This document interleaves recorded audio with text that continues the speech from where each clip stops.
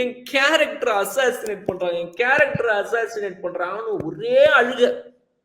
ஒரு செகண்ட்ல நானே உண்மையா அப்படி பண்றாங்களோன்னு பார்க்கும்போது எடிட்டர், பிக் பாஸ் எடிட்டர் குசும்புக்காரன் என்னதான் பண்ணாங்க, சோஃபால படுத்து கடைசியா அழுதுகிட்டே இருக்கிறான், கேரக்டர் அசாசினேட்.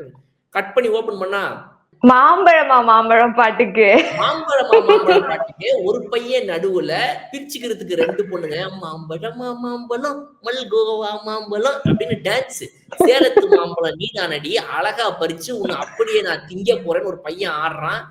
நானா நீயான்னு 2 பொண்ணு போட்டி போட்டு ஆடுறான். நடுவில் ஒரு பையன் ஆடுறான். அப்ப உங்க கேரக்டர் அசாசினேட் ஆகலையாங்க?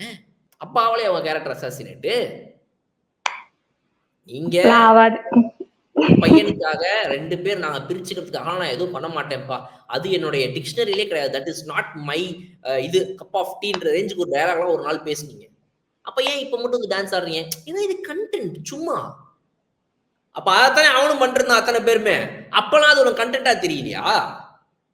உனக்கு வேணும்னா கண்டென்ட், உனக்கு வேணான்னா அது பர்சனல். என்னங்க இது? டபுள் ஸ்டாண்டர்ட்ஸின் மறு உருவமாக வந்து நிக்கிறீங்களே நீங்க எப்படி? டபுள் ஸ்டாண்டர்ட் அரக்கியா வந்து நிக்கிறீங்களே நீங்க. உங்களுக்குலாம் மனசாட்சிங்கிறது கொஞ்சமாவது வேணாமா?